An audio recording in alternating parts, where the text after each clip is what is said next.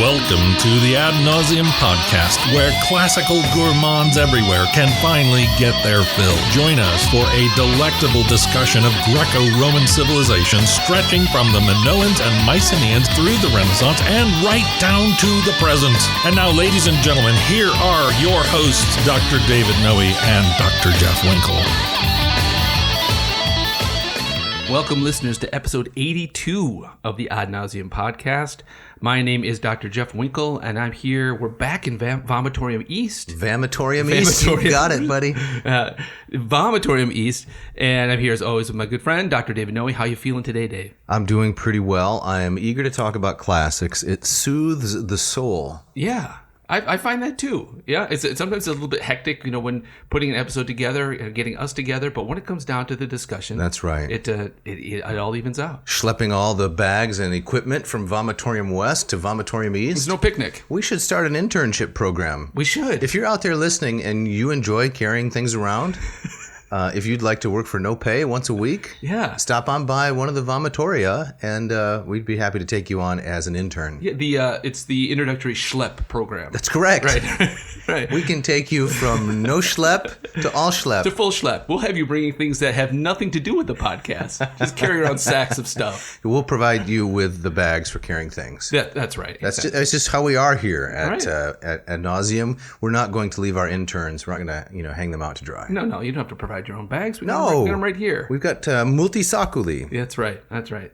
So, Dave, we're doing some more Ovid today. That's right. Yep. So a couple of more Ovid vignettes. That's correct, or vignettes, as we like to say. Yep. Should we talk a little bit about what they are, or should we going to save that until after the introductory materials? Let's give the briefest of teasers. All right. So we're talking about Deucalion and Pyrrha. That's correct. The children of Prometheus and Epimetheus, respectively. And the two main characters in what's sometimes called the Greek flood story. Exactly. The Greek Noah, Deucalion. Pyrrha, there isn't a corresponding name for the wife of Noah in Genesis, but among the Greeks, she's called Pyrrha. Yeah. Yep. And then we're also going to tackle the death and transformation of Parnassus. Yes, the very brief story about the partridge in a pear tree. Right. Now, Dave, I got to ask you, I will reveal to the audience, you chose these episodes, and I'm just kind of curious, into the hundreds of episodes in the Metamorphoses, why did you settle on these two? Well, I've always been interested in Deucalion and Pyrrha for a number of reasons, primarily because of the character of Deucalion and also how the story ends. How the story ends with the repopulation of the earth. It's very fascinating. Yeah. And then for Parnassus, I think it's a good revenge story. And it's very brief. So thought we'd tackle a large, longer extended kind of story with Deucalion and Pyrrha. And then something briefer and more pointed. And this will take us into our opening quote from Elaine Phantom, but we have to get to our shout out. Right. We have a long-time listener. Yes. First-time caller. Right. This is Samara Sims from all the way from New Zealand. Yes. Right. Tremendous young lady contacted us and gave us one of the nicest emails we've received in a long time. Can I read some of that? Please do. All right. My name is Samara Sims, and I discovered your podcast when you first posted it to YouTube. It showed up on my recommended. I think that's how the young people say my list of recommended Or that's how they listens? say it way down in Kiwi land. I don't know if you can say down under, because that's a different country. That is, right. Don't confuse them too. No? I had a New Zealander roommate once. And he got very miffed about being confused with Australia. With an Aussie? Yes. What are some of the key differences? Well, one of the things is that I don't know if this has anything to do with Australia, but one of the things that irritated him is, like, in traveling through the States, he said that everybody assumed that because I was from New Zealand, I was into soccer. And New Zealanders are not into soccer. They're not. It's rugby. Oh, okay. It's rugby all the time. And also, he schooled me on the differences between the accents. He also thought people thought, the Australian and New Zealand accent's the same.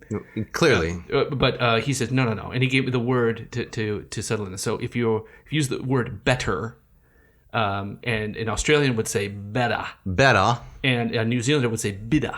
Bidda. Right. So can you put either on bread? You can put bidda, better, or butter. Better. It's better to put the bitter on the bread. Yes. So that's how you do those E's. Okay. Right. That's and, it. And he was very intent. Like, there's a difference. Yeah. That guy's never getting a shout out. Let me just say. But let's go back to Samara. Yes, please. She said, I was intrigued, and now I have listened to every episode and will continue to do so. Fantastic. Wow, we're so grateful. Yep. I'm 19 and in my second year at the University of Auckland, whose motto, I looked it up, is Ingenio et labore. So by ingenuity and work. That's right. Yes. Before the effects of your podcast, I like the way she put that. You know, Yes. it's like a hurricane or something. Before the effects of your podcast, I was majoring in philosophy and media studies. Media studies. All right. After the effects of your podcast, I am majoring in philosophy and classics. Yeah. So drop the media studies. Absolutely. Right? Drop it like a hot potato. Right. So she says, I did take classics in high school, but you reintroduced them to me in such a way that you left me no other choice but to change my course of study. That's what we do here. We take away people's choices. That's right, exactly. That's our primary purpose. We make you carry things around. Right. And we take away your freedoms. Exactly. Right. So she says, thank you for bringing classics and the study of them to life in such a fun, informative, and engaging way, as is often rare to see.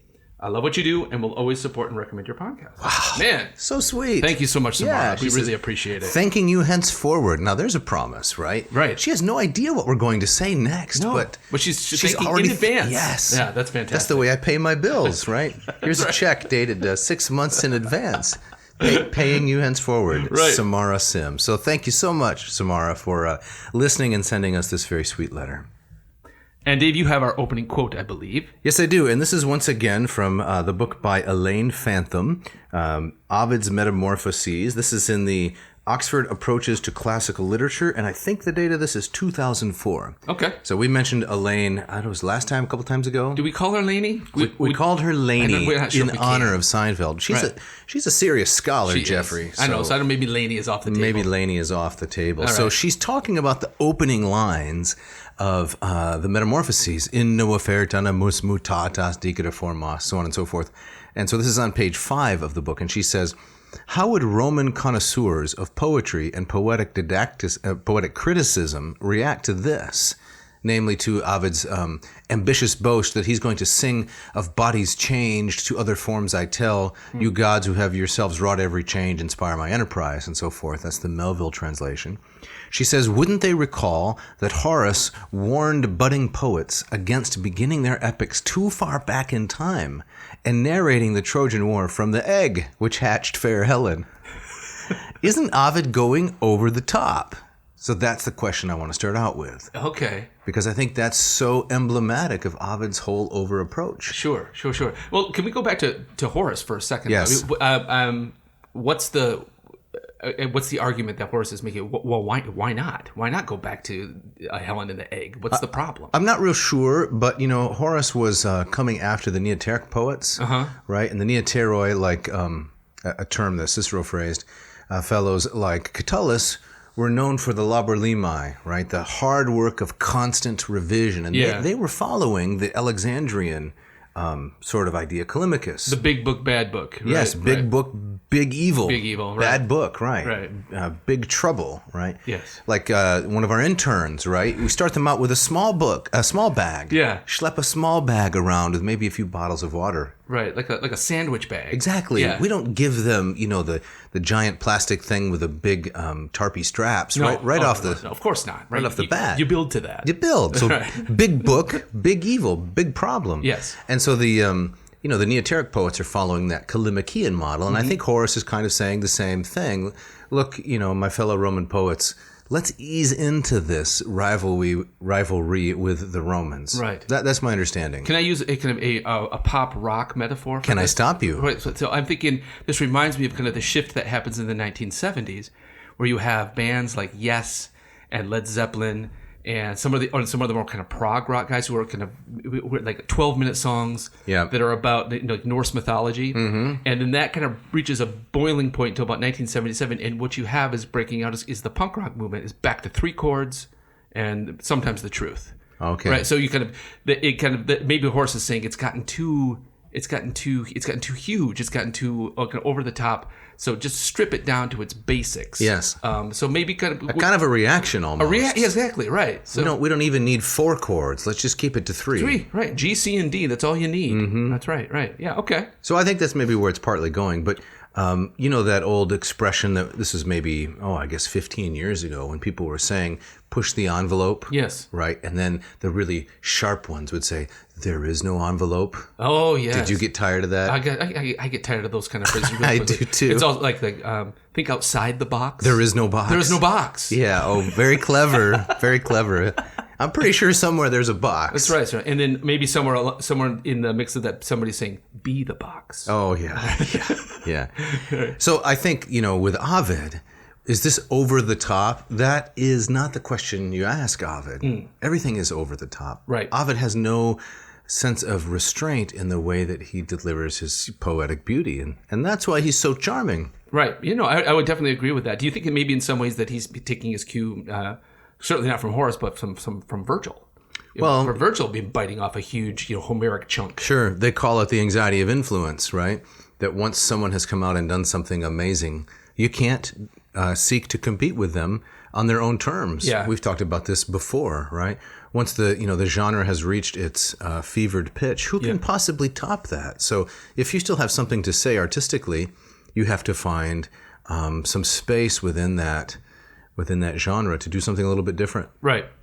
So you say that Ovid is in some ways he's he's breaking free of that correct anxiety of influence. He's not hemmed in a way that Virgil was. Right. He's doing his own thing.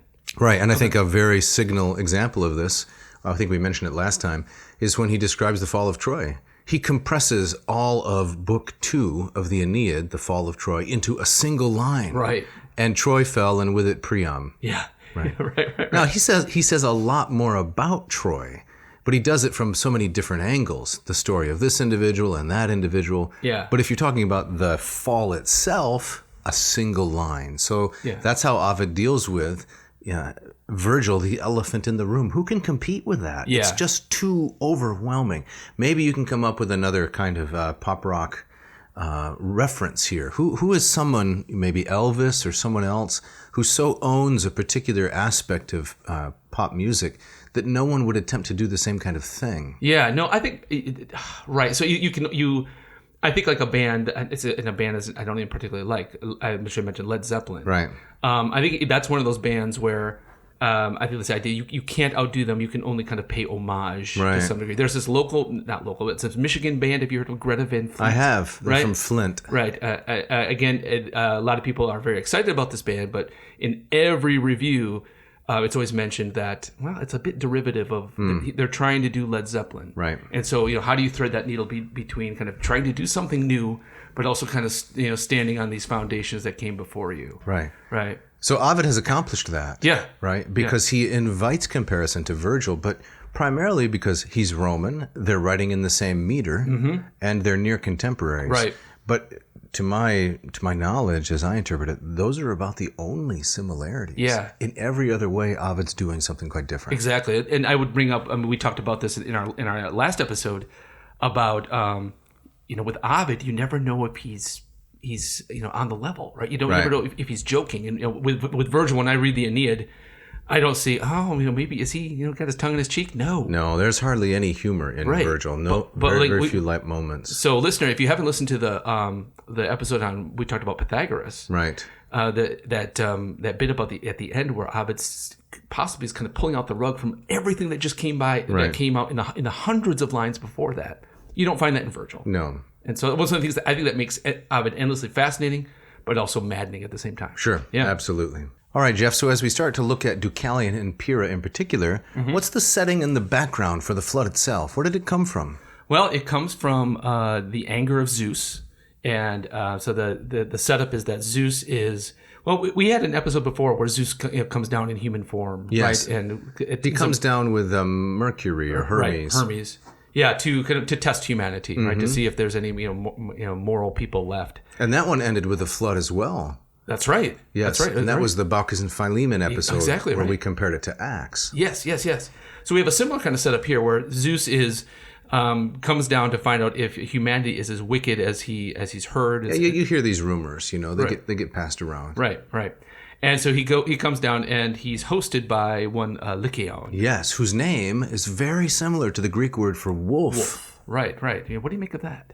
Well, that's how he got the name. That's how he became what he's going to become. A lycanthrope. That's right. Teen Wolf. Remember, you were gonna play in the star in the third film. Teen Wolf 3. Yeah, after Michael J. Fox and Jason Bateman, Jeffrey T. Winkle is Teen Wolf 3. Right. So after Jason Bateman basically scuttles the whole enterprise, right. I was gonna bring it. You were gonna bring it back from the ashes. You kind of look like a Teen Wolf kind of guy. Right. Yeah. At age 51. Yeah, you can do it. I could still pull it off. Right? Absolutely. All right. So Teen Wolf hosts Zeus. Yes. And then makes the huge mistake of in the night attempting to kill him. Yes, well, he wants to kill him and then feed him to his house, right? Right. It's again a test of divine omniscience.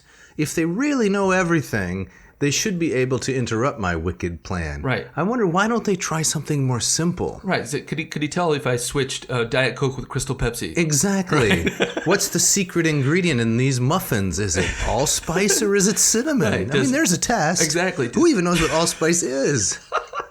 By the way, just as an aside, Ovid would enjoy this. The worst named spice of all time. Like allspice? Exactly. It's so lazy. Right. That's right.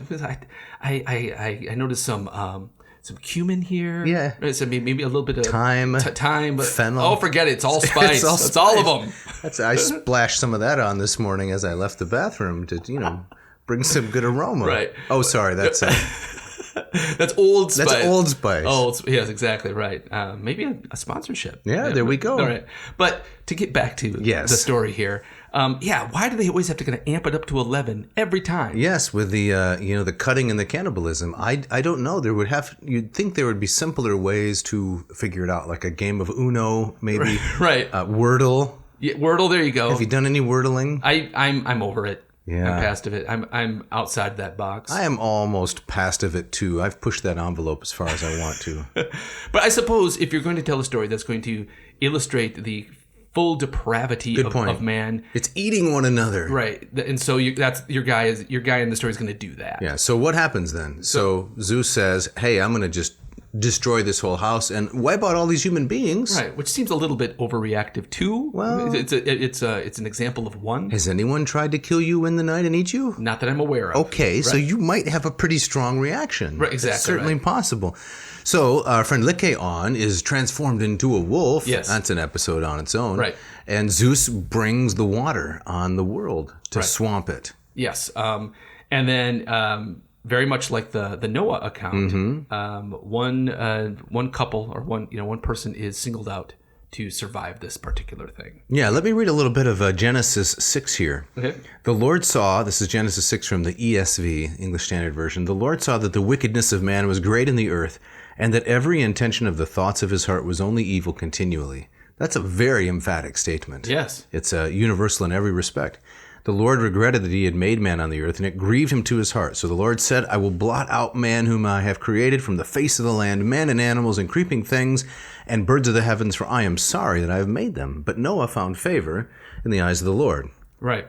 So Deucalion is our Noah figure here. Yes. Right? I think a striking difference here that so in the Genesis account, God does not come down to test. It reminds me, we see a similar kind of thing, I think, in the Deucalion story with like the Sodom and Gomorrah, where the angels or the divine figures show up at Lot's door, right? Mm-hmm.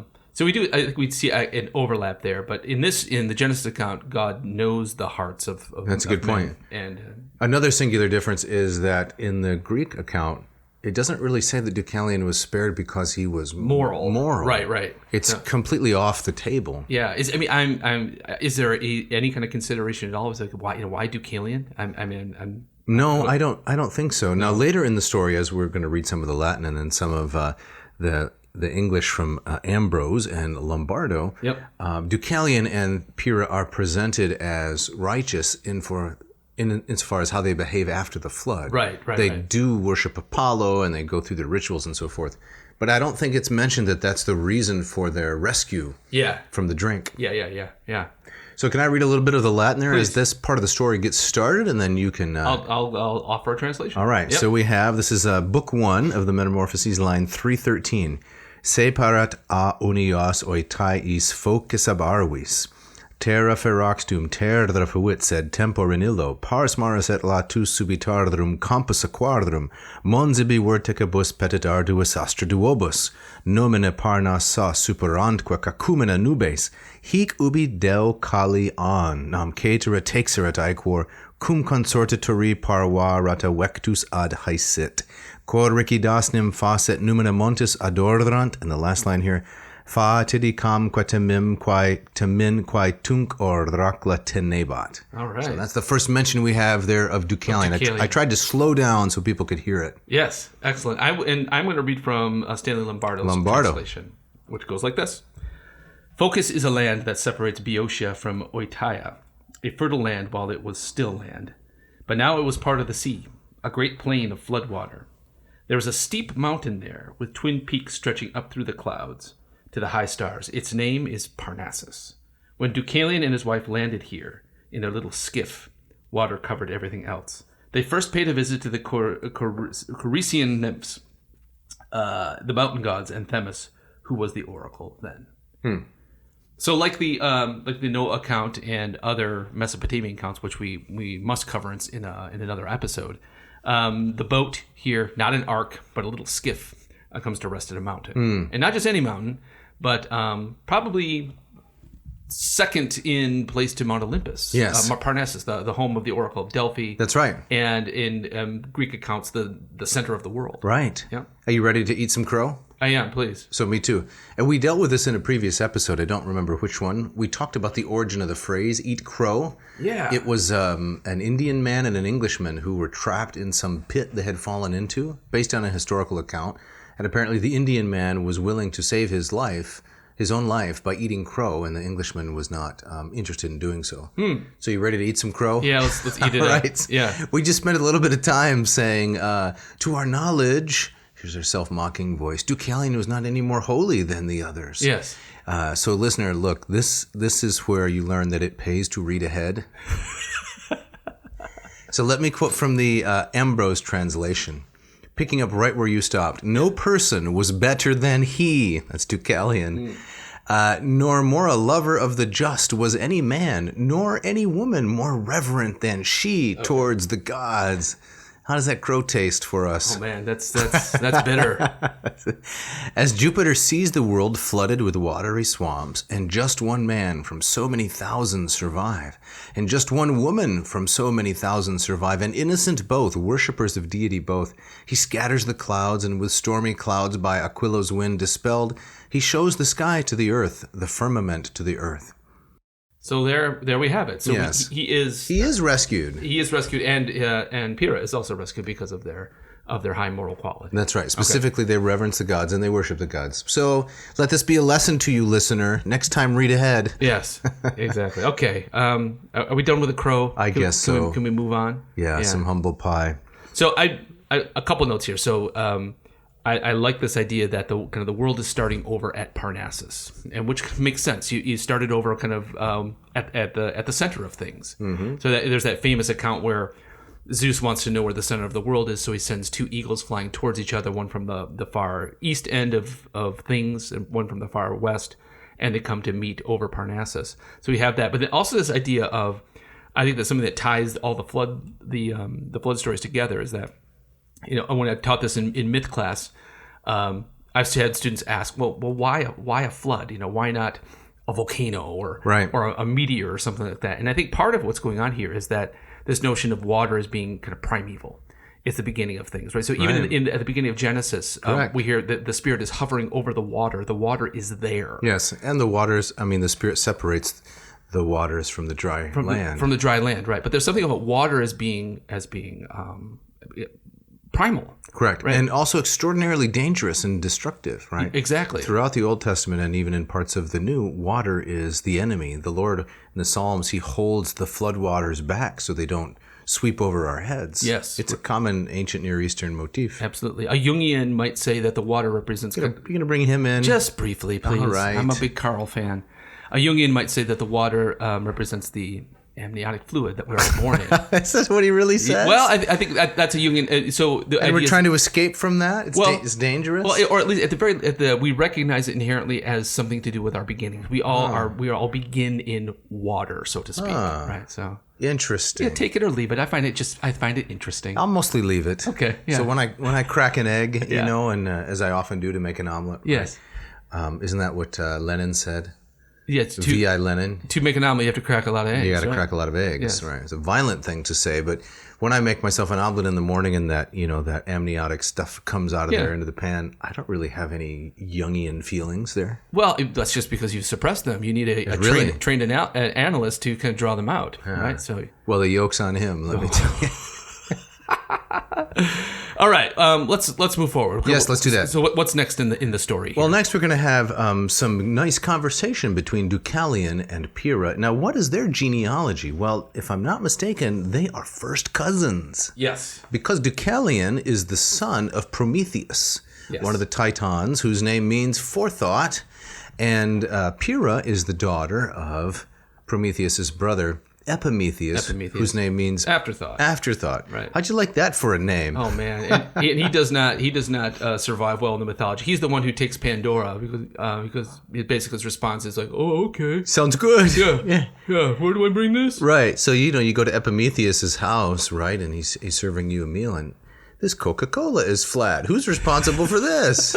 Right. Epimetheus once again. Yeah. There's too much salt in these eggs. It's Epimetheus. Afterthought, right. Because he's very, very wise, but he's always too late in being wise. He's too late. And his brother is he's the forethinker. Correct. Who's annoying in his own way. You think so? I think so. He stole fire and brought it down from heaven for us. There's things very admirable about him. But, the Greeks often depict Prometheus as a benefactor to humanity, but also the idea of knowing the future is a curse. It's dangerous. Right. So Prometheus is one of the gifts that he gave to humanity. Is not just the fire, but that I gave them blind hopes. Right. I took away the ability to know the future because if you knew it, you'd go fetal. Yes. Well, before Prometheus, we knew the day of our death, and that was part of the punishment as well. Right. But Epimetheus is the kind of guy that he gets in a car accident and then says, "Oh, I'm going to buy insurance tomorrow." Right.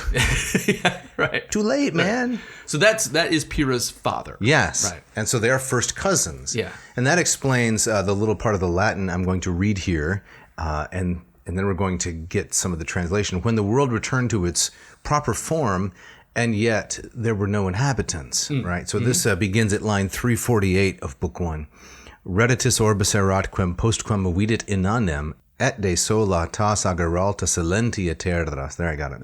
Deucalion lacrimis ita Pyrrhad fatur ab ortis, o soror, o conjunx, o femina sola superstes, quam commune mehi geneset patruelis origo, dendeterus jungsit nunc ipsa pericola jungunt, terrarum quascumque vident ac casus et ortus, nos duo turba sumus possedit caetera pontus. Very nice. Nicely done. Well, I had to recover, you know, did, but because you made it up with those trills. You like that? I like the trills. Yeah, can't do it. It's the trill of the hunt, I like to say. A trill of the Hun. Right. All right. Back to Lombardo. Lombardo translates this. He says, the world was restored, but when Deucalion saw it was an empty world, steeped in desolate silence. Ooh. Tears welled up in his eyes as he said to Pyrrha. That's an interesting this deep emotional reaction. It's really nice, isn't it? Now I might be eating more crow here because I didn't read ahead, but I don't think Noah has that kind of reaction. Right, when he finally comes out of the ark. Of the desolation of the world? Right, he doesn't weep, right? Let's see. I mean, God tells him to sacrifice. No, he doesn't, but I think I'd like to explain that, if I can. I'll do my best here. I think it's Robert Alter, who is one of the not a Hebrew scholar per se, but a scholar of Hebrew literature, who writes about the prose and poetry of the Old Testament very, very well. And one of the comments he makes is that everything in the Old Testament narratives is suggestive, meaning that the author never tells you explicitly what so-and-so is feeling. Or if he does, it's extraordinarily rare. Instead, the author paints the picture of everything that's going on in the setting, and then in order that you can put yourself into it, he leaves that part out. What did Noah feel at that moment? And it's a very effective method of storytelling, I would say, but it's subtle and you have to read a lot of it to really live into it. Right. So quite different than Ovid, who will just tell you, this is what he felt. Yeah, that's really interesting. It's not my insight at no, all. But I find that really compelling, and it starts making me start to think about on other narratives, right? Correct. Right. But it's also to compare that to kind of a Roman or a kind of a Greek narrative, where you have guys like Odysseus bursting into tears, Correct. At the drop of a hat. It's a radically different kind of cultural landscape. Right? Well, I would say it more in terms of the way that the story is told. It's told. So right. I'm quite sure Noah felt great sorrow and remorse and anguish and all kinds of emotions. It's not explicitly said. Gotcha. Yeah. But it's all left there for us to infer from the setting. Gotcha. All right, I'll pick up with Lombardo at that same point. So tears welled up in his eyes as Deucalion, as he said to Pyrrha, "My wife and sister, the last woman alive of our common race, our family, our marriage bed, and now our perils themselves have united us. In all the lands from sunrise to sunset, we too are the whole population. The sea holds the rest." Yes. Yeah. That's good, isn't it? It is very good. It's a nice translation. It reminds me of a kind of a subgenre of film that I kind of like. Is like apocalyptic. Mm-hmm. And so if you think like a film like I Am Legend, I like that one a lot. Right, you're gonna bring up Will Smith again? I'm not gonna. No, I wasn't intending. It's just the film. But this idea that you're one or just a few people left. Yes. Right. Interesting that's his dog, right? His dog is it's a German Shepherd. I can't remember the animal's name, but yeah. It's a pretty good film because it shows a lot of flashback of what happened and brought him there. Another one, of course, is the very famous Castaway, which is not apocalyptic, but sometimes when the world's not falling apart, you have to make your own apocalypse. Right. And you do that by taking the character out of his normal setting. Exactly. Putting him in a different setting. Right. And it often is a destruction of civilization means kind of a return to nature, usually in all of its savagery. Correct. Right? And so you have to find a way to kind of work with nature and fight against kind of its redness in tooth and claw to be victorious. And Castaway is a great example of that. Right. Yeah. Well, and perhaps the origin of this is Odysseus trapped on the island of Ogygia with Calypso. Yes. But then Robinson Crusoe, the Daniel Defoe novel, is a singular example from the last, 300 years? Something like that, 400 years? Yeah. Or Swiss Family Robinson. Were you subjected to that as a child? Well, you know, I like that kind of stuff. I like the treehouse. I like the, the innovation, the sense of excitement, the engineering and so forth, isolation. Right. As a kid, it's fun to play that kind of thing. Exactly. Did you ever read or see the film Mosquito Coast? No, but I know that's Kathleen Turner and Harrison Ford. Yes. Maybe not Kathleen Turner. I think it's definitely Harrison Ford trying to kind of carve out a civilization in the Ecuador or someplace like that. Yeah, in South America, in the jungles and that. But it all falls apart. It goes Lord of the Flies. It does very much so. Yeah. But yeah, I think these are all, in some ways, in some ways, kind of a spin on the flood story. I mean, what is a flood story if not kind of an apocalypse? Yeah, it's desolation and then isolation. Yes. First the desolation, then the isolation. I love this line, especially of Ovid. I would say on the whole, Virgil has more quotable one-liners. One line that you can pull out because it's just so memorable. The famous Parcera Subjectis.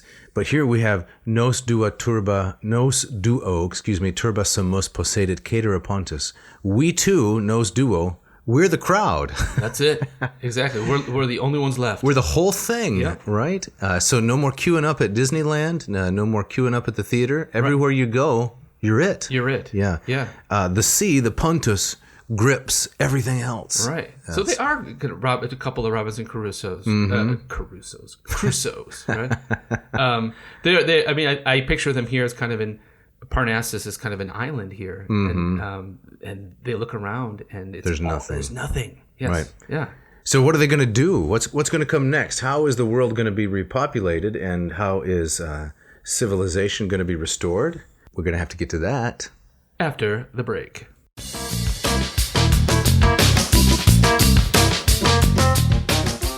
This episode of Ad Navseam is brought to you by the good folks at Ratio Coffee in Portland, Oregon. Jeff, what can we say about Ratio? Well, I'm going to say what one Kate Carey said in a review of the Ratio 8 coffee maker from a publication called Morning Call Coffee Stand. Morning Call Coffee Stand. That's clever. And Kate says, the Ratio 8 coffee maker is certainly not your average coffee maker.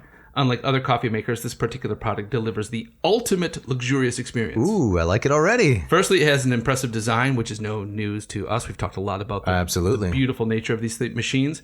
Secondly, it makes really delicious coffee. Therefore, coffee lovers regard the highly priced coffee maker as a must-have. Can we pause for a minute? Yeah. I don't think we really want to say highly priced. We want to say something like some kind of a euphemism, because it's not your cheap Deccan blacker, black. What do I usually say? Senior coffee, right? Yeah. It's not as attainable as those, so something like that. Right. Well, I think we've talked on the pod. We both subscribe to you get what you pay for. Exactly. Right? The school of philosophy. Exactly. So, however, to others, it is another highly priced kitchen item. That's the wrong way to look at this. No doubt. Nonetheless, the coffee maker features luxury materials, including glass, wood, ceramic, and metal, all packed into one product. You can't beat that. Nope. I'd like to go on with a little bit more of what our new friend Kate says. Please. She says the Ratio 8 coffee maker is a visual delight. But unfortunately, it makes your average coffee machine look plastic and dull. That's very true. That's the whole purpose. Exactly. It shames other appliances in the room. Sometimes when I get invited to someone else's home for dinner, I'll take along the Ratio 8, carry it to the door. Yeah. And, come on in. Nice to see you, Mr. Noe. Here, have it. And then I said, can I just go to your kitchen for a minute? Yeah. Well, sure. So then I go to the kitchen. I set the Ratio 8 down next to their senior coffee. Yes. And I just let it sit there and say, look, Right, right. And the senior coffee will often kind of cower. Right. And that'd be something that maybe an intern could carry the next time you do this. Yes. That's part of the program right there. Right. That'd be great. So let's say one of our loyal audience members would like to purchase one of these fantastic machines. They want to get rid of the scorch pad, the brackish tang, the Kindle brick. No, yeah. They want the hulking flagon. Yes, they do. To pour into it the coffee goodness. Right. So either the 8 or the 6. Right. They would go to ratiocoffee.com. Okay. RATIO coffee.com. And they would select the machine they want, and they would put in the coupon code. And pay attention, because this is a new one. Brand new one. ANCO5J. Yes, 5J. Yes. Think of me. Think of Jeff. 5 Jeff. That's right. And they will get, is it 15%? 15% off the world's greatest coffee maker. Yes. Check it out. Take our word for it. Take Kate's word for it. This episode of Ad Navseam also brought to you by Hackett Publishing. Hackett Publishing, a sponsor that's been with us from the very beginning. Yeah, they were the first one, in fact. We can't be. We can hardly say thank you enough. But Dave, what do you like about Hackett? Well, they've been in business for 50 years, so this is no fly-by-night, seat-of-your-pants kind of book publishing operation. Nope. These folks have been putting out the highest quality materials for a very long time. They have offices in Cambridge, Mass. and in Indianapolis, and they have a wide range of classical and other kinds of offerings. For example, just today, we are dealing with 2 different translations of Ovid's brilliant work, The Metamorphoses. One is by Stanley Lombardo with W.R. Johnson introducing it, and the other is by Ambrose. Yeah. I mean, one of the things I love about Hackett is, I think you don't find it in a lot of publishers, is that very fact. You have multiple translations of the same work. And so that it gives a wide palette of things to choose from. Because not all, translation, as we've talked about, translation is not math. No, it's interpretation. It's artistry. Yep. So I love that. And then also, in an era where the price of textbooks in particular is insane. And it's skyrocketed. Hackett's works are very affordable. Right. Yeah. I remember when I was in college and people said, you seem like a decent student, David. Why don't you become a doctor or a dentist or something like that? Why don't you pave the way for future prosperity? Right. Why are you studying classics? And I said, well, the textbooks are too expensive. I'm not going to pay $300 for a textbook with the hopes of making $300,000 later. That's just bad math. So I'll study philosophy. So if textbooks had been affordable, you could be doing bridge work on somebody. Exactly. Right now. I could be, putting in dental implants or something like that. I really enjoy thinking of you as a dentist. Do you? Yes, I do. It's a kind of a reputation of being sadistic, but that's not how you think of me. No, not at all. I just think that it's so. It's so fish out of water. Is it? Right. Oh, that's why. Exactly. I have a pretty good chairside manner. You do, but trying to get these people, laughing while they have 5 things stuck in their mouth, right? That's floss more. I wouldn't be good at that. No. But those books, exorbitantly expensive. It's ridiculous. You want to read Plato and Aristotle, and who doesn't? Yep. Hackett's there for you. They got it all. Right, and they have several translations to choose from. Absolutely. So, listener, if you're interested in this kind of stuff, you just go to hackettpublishing.com. That's HACKETT publishing.com. Find the books you want. slip them into the satchel, which is schlepped by Hackett. I was going to say, better yet, get your own intern to do the schlepping. And then you type in, what's our coupon code here again? It's AN2022. AN2022, and that will get you two things. 20% off. Hold on a winkle. Yes. Did you just say 20%? 20% off. That's incredible. Yes. It's an amazing deal, and that comes with free shipping. That's incredible. Check it out. Right. And this episode of Ad Navseam also brought to you by the Moss Method for Learning Greek. Dave, tell us something about the Moss Method. Well, what I'd like to tell you is that, if I can say so with modesty, I believe it is the most comprehensive and thorough Greek program available online. So it takes you from no knowledge of Greek, you're sitting in the egg with Helen, to a full-blown swan. Yes. Sprinkled with allspice. Allspice at the Did end. that work? From neophyte to erudite. Yes. If you don't know any Greek, and many of you know a little bit of Greek. I heard someone talking recently, I've studied some Greek. And I try not to be too supercilious, maybe just a little sillious. But let's face it, if you studied some Greek, you maybe don't know it because you really got to go all in. You got to be thorough and really embrace it. Right. This program will help you do that. It's got 40 video lessons, something like 27 hours of instruction, plus 40 lessons, 6 quizzes, 2 exams. It's comprehensive. And the most important thing maybe is that it's fun. So most Greek textbooks, as we know, teach a rule, apply a rule, forget a rule. Yeah. Not this one. This is a reader. You start out in the very first story with an account of the troublesome boy. And before you know it, you're reading actually things like Deucalion and Pyrrha. That's one of the stories in this program. Fantastic. And you offer a lot of stuff free. I do. Right? Lots of things free at Moss Method. Mossmethod.com. Correct. Yep. And tell us a bit about the Moffus Hours, though. The Moffus Hours, I'm holding one today, in fact. Fantastic. And so once per week, if you're in the program, you get a Zoom link from me, and we meet for an hour, and we talk about anything Greek-related that you want to talk about. That's really cool. De rebus Graecis, whatever it is, you want to talk about it, right? Yeah. We do that. Yeah. And I would think just one of the added benefits, you also get to meet people from all over the world. It's incredible. Right? That's really I have cool. students in Australia. I've got students in France, students in Ireland, students all throughout the United States. Studying Greek together, periton Hellenikon. Let's talk about the Greek stuff. So fantastic. So someone interested, what should they do? Well, we just had to raise the price a little bit because of inflation. It's no longer $299 per module. It's the first price raise in 4 years. It's now $325. Okay. So it's a $26 increase. Ooh. It's a Big Mac and a half.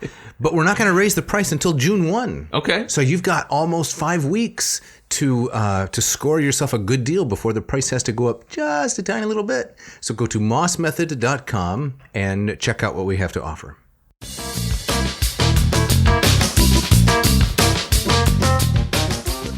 All right, Dave. So as we get back into it, let's continue with the story.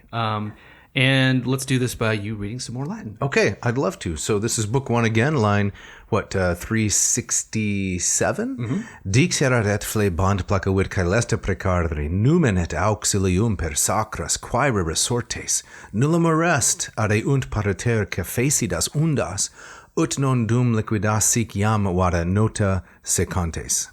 Excellent. So just before this, Deucalion has been lamenting that he didn't have divine power to start things over himself. So they decide that they are going to beseech the gods. So he doesn't have the Midas touch. He does not have the Midas touch. He can't just wave a Technicolor wand and everything is transformed back to life. Right, exactly. So he wishes that he could mold people from clay like the gods do and breathe life into them, but he can't. Did you ever do that as a kid? What? Breathe life into No.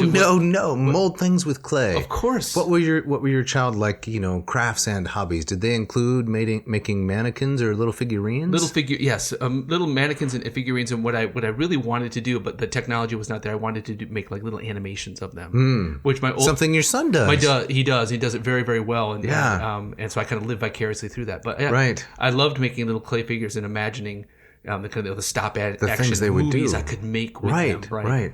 I used the Lego minifigs. Back before they were a phenom. Yes. Now you could pay thousands of dollars for. It's ridiculous. Customized minifigs. Almost as expensive as textbooks. You're right.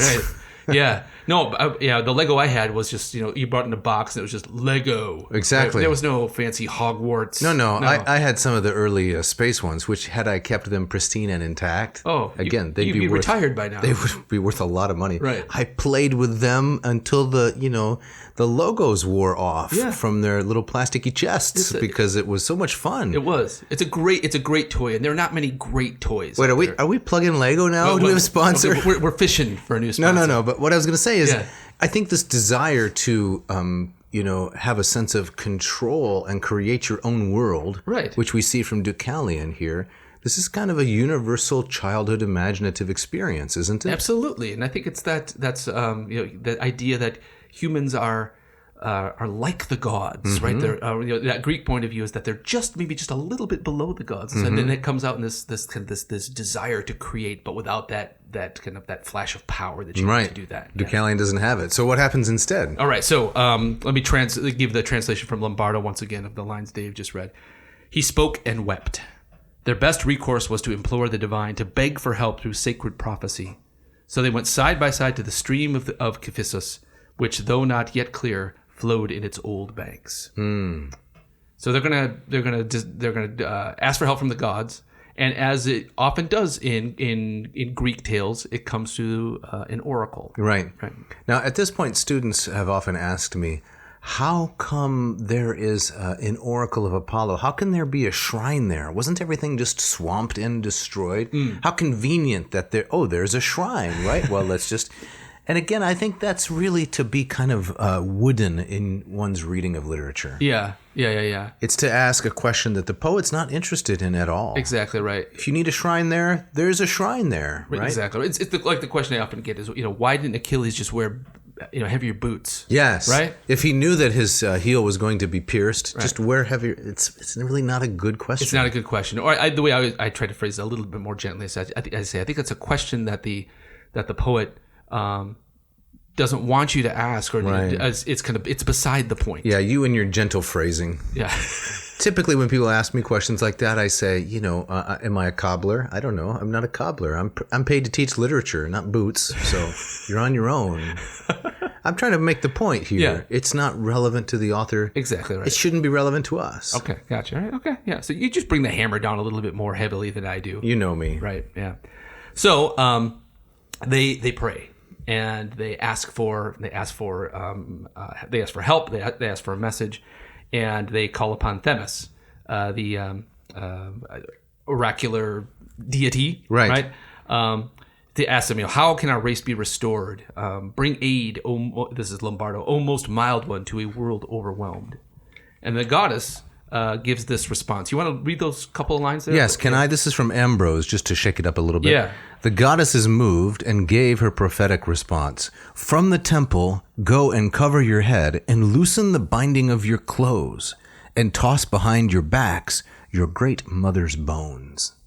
So cover your head and loosen the binding of your clothes. It sounds like when I, come in from a cold, wintry day here in Smarchville. That's what you do, right? Yeah. But this part, toss behind your backs your great mother's bones. This is a stumper. This is a stumper. And as often in particularly literary versions of oracles, it comes with a little riddle to be solved. Correct. Right? Why do you think that is? I think there's... from a Greek point of view, that... especially from a Greek point of view, that the value of the metis, the cleverness, yes, right? It's something that, as a human being, that makes you a cut above other humans is your ability to be clever, like an Odysseus, and you have to demonstrate it, right? Like Minerva, and you have to show it, right? You ever bought anything from IKEA?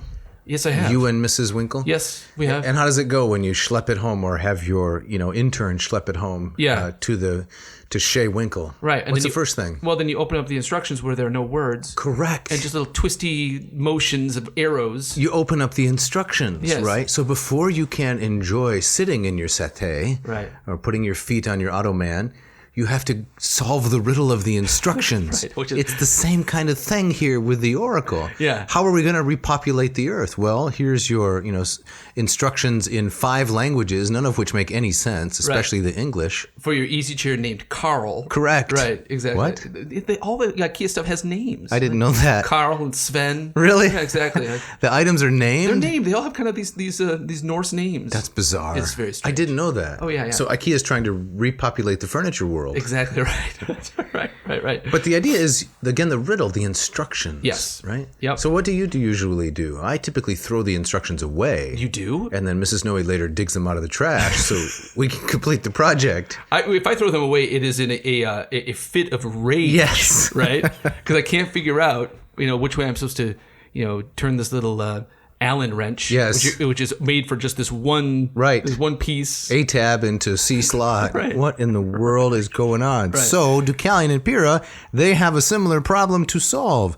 The oracle says to throw behind their backs, toss behind your backs, your great mother's bones. Yes. What does this mean? Before we get to that, the detail of cover your heads, it strikes me as a very Roman detail. Of course. Right? Yeah. And so you see that a lot in like frieze sculptures, which showing a sacrifice. You have both men and women covering their heads. Yes, right? the famous one of Augustus, right? From the Arapakis. That's right. So it's the capita velata, right? Yes. With covered heads, or capitibus velatis, with covered heads. Which, as far as I know, in the Greek tradition, that's no. I don't see it in art. No, it's a sign of reverence. Mm-hmm. You don't want the gods to see the top of your head. You're showing them that you are submissive. You're bowing, as it were. Exactly right. So they do that. But they do that. But yeah, the riddle part is, what does the oracle mean by the mother, the bones of your great mother? Right. And are they carrying around bones of their mother? It's a little macabre. It is a little macabre. Sorry, macabre. It's very macabre. There's a deep cut all the way back to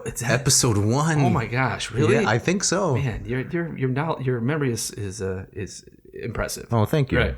And so not only that, you're carrying on these bones, and then what? We have to toss them about? That seems so irreverent. It sounds very strange. So what does Lombardo say next about their response to this? Well, he says they stood there dumbfounded. They have no idea what to do. So it was Pyrrha who finally broke the silence, refusing to obey the commands of the goddess. Uh-oh. Irreverence. She shouldn't do this. It's not good.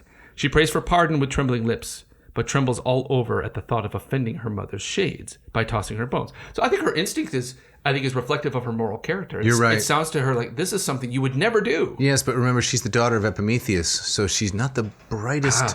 She's not the brightest bulb in the box. So you think that the apple has not fallen that far from this particular tree? No, it hasn't. Okay. Right? But you think about what's irreverent, going to the cemetery and, playing catch with the bones of your ancestors. Yeah. That's really bad. It's really creepy. So she doesn't want to do it. Right. It reminds me, it probably says more about me, but...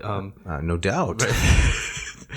Right. The scene or the messenger speech from the Bacchae, where he reports when Pentheus is dismembered, they're playing catch with their body parts. Yeah, with the head. With the head. His mother and his sister are tossing them around. Toss them around. That's a good point. Yeah. That is a very deeply disturbing It's a horrible image. And maybe that's what Pyrrha is thinking about. Maybe so. That kind of thing. So Lombardo again says, stalling for time, the pair revisit the oracle's words, turning them over and over in their minds, searching out their dark secrets. At last, Prometheus' son comforts the daughter of Epimetheus. You see? Yes. A mention of genealogy is supposed to be suggestive of character and intelligence. Right. So it's suggestive. Yeah. That's the idea. Maybe it's some game playing too, is that if you don't recognize who those two figures are, then you miss the deeper point. Right. So he says, Prometheus' son comforts the daughter of Epimetheus with these soothing words. So this is Deucalion speaking to Pyrrha. Either I'm mistaken, or, since oracles are holy and never counsel evil, our great mother is earth, and stones in her soil are the bones we are told to throw behind our so there you got it. He figured it out. Asa reor diki yakaros post turga eubemur. And that's what we got to do. I like this phrase. Can you find it in the land, the stalling for time? Let me see here. Okay, it comes right after... Pyrrha, at the thought of offending her mother's shades by tossing her bones. Lombardo translates the next sentence as stalling for time. The pair revisit the oracle's words. Well, it's interear repetunt cae quis obscura latebris, verba detae sortis secin ter sequa volutant. I'm not sure. Yeah. No offense to such a great translator as Stanley Lombardo. I'm not I'm not fit to schlep his stuff around as his in turn. Yeah. I'm not sure that really gets it at the best. Right. He's trying to, I think, render the adverb here interia. Meanwhile, okay. in the near term, they repetunt obscura. They review the things that are hard to understand. Yeah. Kaikis latebris, and they're the blind riddles. Yes. So I wouldn't say that what he has said is inaccurate. Right. But it maybe isn't the most precise. It just gives me the image of that. They get the oracle, and then Themis kind of turns over the hourglass and says, "All right," But that I don't think that's the sense here, right? Yeah. But maybe the interia repetunt. Maybe this is what they're doing. They're just trying to. Well, we don't have it, so what are we going to do now? Let's review once more. This is a common element in game playing, right? If you're a puzzle solver, if you're a Sudoku, yes. Or maybe the full version of the game, not Sudoku but Susandoku. You can't figure out the square, so let's review the whole thing, and maybe it'll stand out. Gotcha. Yeah. I like that. Yeah. Okay. That works. So this proves to be the answer to the riddle. That's the solution. Right. So they do just as the oracle says. They veil their heads, they untie their robes, and they start throwing stones like over their shoulders behind them. Yes. Robes loosened. So the picture is they're there, with I don't know. You can purchase now footies. What am I looking for? Onesies, adult onesies. Have you seen these adult onesies? It's off-putting. The full body thing with the hood and everything, and you have footsies there and so forth. It's infantilizing. So their heads covered up. Yes. But then they unzip halfway down or so, this is getting worse. Picking up rocks and chucking them over their shoulders. It's a very strange scene. Comic? Right? Yeah. Is this supposed to be comic? I can't say. We'd have to ask Robert Mack. They're loosening their robes so they can have a looser part of the rope to kind of pull over their heads. I don't know. It's very strange. You can't imagine, Romans in togas playing rugby or lacrosse or baseball. It's too restrictive. Very restrictive, right? So whatever we're supposed to imagine there, Ovid is the joke ever really far from his pen. They start throwing these rocks behind them, and they, as Lombardo translates, they start to lose their hardness, slowly softening and assuming shapes. And when they had grown and taken on a milder nature, a certain resemblance to human form began to be discernible. Not well defined, but like roughed out statues. The parts that were damp with earthy moisture became bodily flesh. The rigid parts became bones, and the veins remained without being renamed. So the veins of the earth become the veins in the body. Isn't that incredible? That's very nice. All right, so Dave, what's the moral takeaway here? Right, well, Ovid sums this up in 2 lines, ending the Deucalion and Pyrrha story, and that's lines 4:14 and 4:15, and the Latin sounds like this: Indigenus durum sumus experiensque laborum, et documenta demus quasimus originati. And let's compare the Lombardo and the Ambrose here. Okay. And why don't you start with the Lombardo? So Lombardo translates those lines. And so we are a tough breed, used to hard labor, and we are living proof of our origin. I like that. Yeah. How about Ambrose? Ambrose. From this we are a race both hard and acquainted with toil, and give instructive proof of what origin we were born. Okay, so we are hard, and we are a hard and hardy race. Yes, it's like the Bob Seger commercial, right, for the GMC or the like a rock. Exactly. Right. Yeah. Some pickup truck. That's how we're made. Yes. Right? Or this fellow Mike Rowe, the Dirty Jobs guy. Yeah. He's built his whole career on this. Right.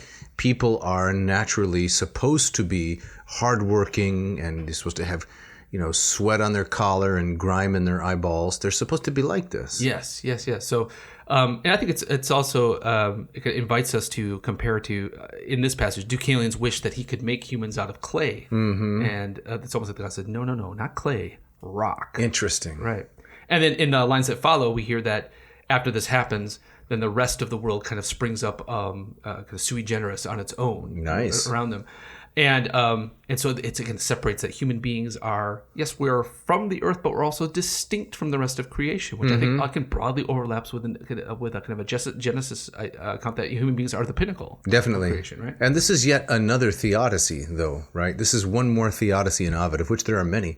One of the reasons why human beings are wicked is because the ash of the Titans is mixed in with our origin. Yes. Here's another reason why we're wicked and hard and we toil and life is miserable, because we're born from from stones, right? The veins of the earth with all their metallic brilliance, those are the veins of our bodies. Gotcha. Ovid's never satisfied with just one account. Here's a kaleidoscopic overview of the origins of these phenomena. Yes. Maybe it's this one. Right. Yeah, so in kind of Greek and Roman versions of explaining the problem of pain, the problem of evil, it's rarely kind of a moment of disobedience at the eating of the fruit.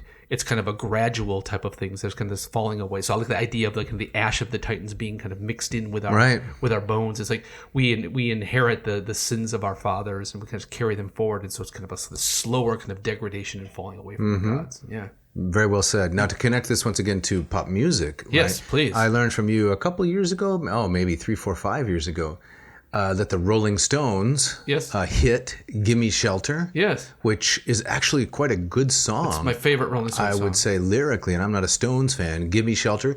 You told me that, not Keith Richards, that he actually wrote that. Yes. I was surprised because much of the good lyrics in any kind of pop music, it's not often written by the band members. Someone else writes it, they perform it. No? I think the best stuff is written by the band members. Okay. Right? So I think that's one of the things that, this, I don't want to get into a huge digression, that made the Beatles and the Stones so unique in their era is that they wrote their own stuff. Nobody was doing that, right? Yeah, songwriters was a separate job, and then you hire these musicians to kind of play the role. And it was guys like Buddy Holly, and the Stones that did that. But you're right. I think but let's connect it to the theme. Please, sorry. It's okay. No. I brought us down this digression. But if we're made out of stones, right? Rolling Stones. That song, right? All these things, they're just a shot away. The carnage and the devastation of life. Exactly. Right. Exactly. Right. Oh, that's a great song. But if we could only, afford the rights to have that kind of be our outro today. Maybe we can find a cover. Speaking of outro, what are we going to do here, Winkle? Because we have only covered one Ovidian vignette. Right. We don't really have time to get into Perdix now. Do we? Are we that up against it? We are up against it. Right. In fact, here in Vomitorium East. Yes. What's going on? Why do we have to get out of here? Well, I believe it's the New Zealand national rugby team was coming in here. Because the inclement weather, they had to come inside. Okay. And they're going to... So is it the Rug A team or the Rug B team? Oh, it's the B team. Okay. It's the B team. Just checking. Right. But they're loud. They kind of slap their chest and do what's called, they do the haka. Really? And so it gets really loud and it's not conducive to doing a podcast. We wouldn't be able to record over all of that hoopla of the haka. Exactly right. And I can hear them kind of tapping at the glass right now. Yeah. And rugby, that ball that they play, it's roughly shaped like an American football, but it's more melonish. It's more melonish. It looks more like a cantaloupe. Okay. Right. I've never fully understood the game myself. But what about that part where they put their heads together and they move around in a kind of the scrum? That's called a scrum. Yeah, exactly. I'm not exactly sure what they're doing there, but I assume it's essential to the game. But we have to get out of here because they're going to flood in, right? They're going to flood in, and we're going to be in a bad way. So let's do some thanks here. Yes. Thanks to Mishka, our wonderful editor, puts this all together. Thanks to Scott and to Ken for the great music you hear on either end and throughout the podcast. Keep those messages coming in. We love this. So we got that great note from Samara. Yes. We'd love to hear more. We'd love to hear from you all. We'd love to give you a shout out. So don't hesitate. Drop us a note. Drop a note to me, Jeff at adnauseam.com. Don't forget the V. Or send one to me at Dave at adnauseam.com. There's actually 2 V's. There's one in Dave, but then there's another V in Ad Navseam. You got to get both those V's. You got to get those right in there. That's right. And we got some surprising things coming up too, don't we? We're gonna introduce a brand new project. Yes, actually. We are. Yeah. And should we tease it now, or should we just leave people in suspense? Let's leave people in suspense. Let's leave them in suspense. That's right. So, but yeah, new and I think fun things coming down the line. Absolutely. Yep. And Jeff, I think you have the gustatory parting shot today. If I'm not mistaken, it's going to take us out of here. Yes, I do. This quote comes from one Desiree Williams, illusionary. I believe does that describe what's that her job? That's the name of the book. Oh, okay. She's not an illusionary? No, come on, Winkle. This comes from her book, Illusionary, and she writes, "That's what you would do with untold power? Eat cake?" There you go. Right. And my answer to that would be absolutely. Absolutely. Thanks for listening. Thanks.